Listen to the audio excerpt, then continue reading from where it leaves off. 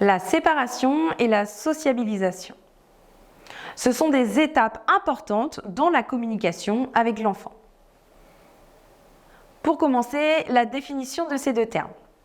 La séparation avec la famille est une condition préalable à toute socialisation. Elle est nécessaire au développement psychique et à l'insertion sociale de l'enfant.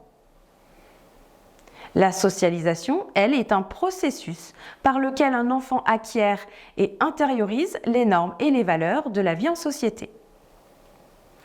Pour la séparation de l'enfant avec sa famille, donc un enfant peut vivre des périodes d'anxiété, de séparation, lors des moments importants comme l'entrée à la garderie ou à l'école. Dans la plupart des cas, ce problème se résout de lui-même en quelques jours ou semaines, soit le temps que l'enfant s'adapte à son nouveau milieu. Pour cela, la garde d'enfants, la garderie ou l'école devra mettre en place une période d'adaptation qui souvent se réalise sur une semaine. L'anxiété de séparation est une forte peur qu'éprouve l'enfant d'être séparé de ses parents ou de ses proches.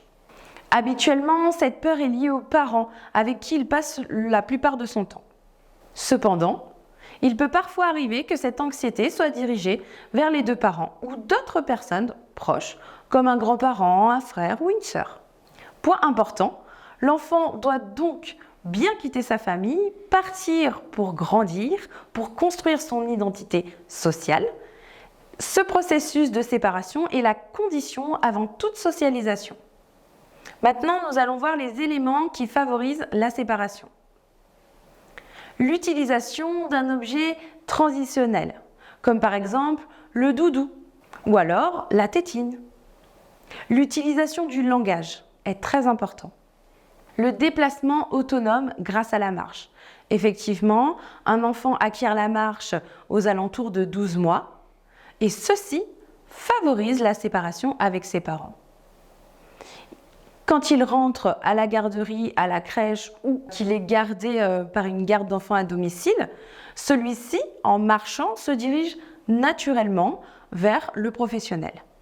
Le jeu symbolique.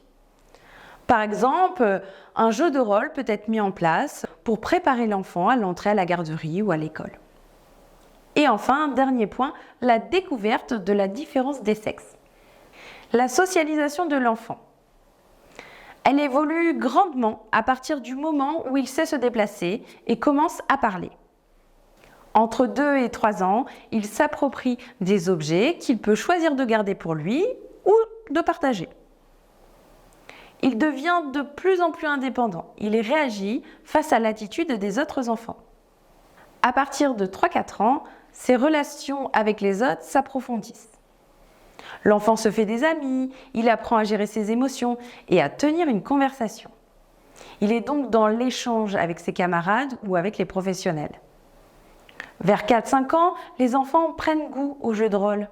Ils commencent aussi à faire la différence entre un garçon et une fille.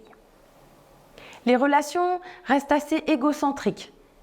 Même s'ils créent des attachements les uns envers les autres, l'enfant va surtout penser à lui-même et à ses propres émotions, envies ou besoins. L'apparition de l'empathie et la prise de conscience des besoins de l'autre apparaît généralement vers 8 ans. Et à 12 ans, il a compris tous les codes pour bien vivre en société et généralement, cette compréhension arrive à l'entrée au collège. La socialisation est un processus par lequel un enfant apprend et intériorise les normes et valeurs de la vie en société. L'acquisition d'une langue permet à l'enfant de s'intégrer au sein de sa communauté. Il est capable d'interagir très tôt avec les personnes de son entourage et découvre petit à petit les règles à respecter en communauté.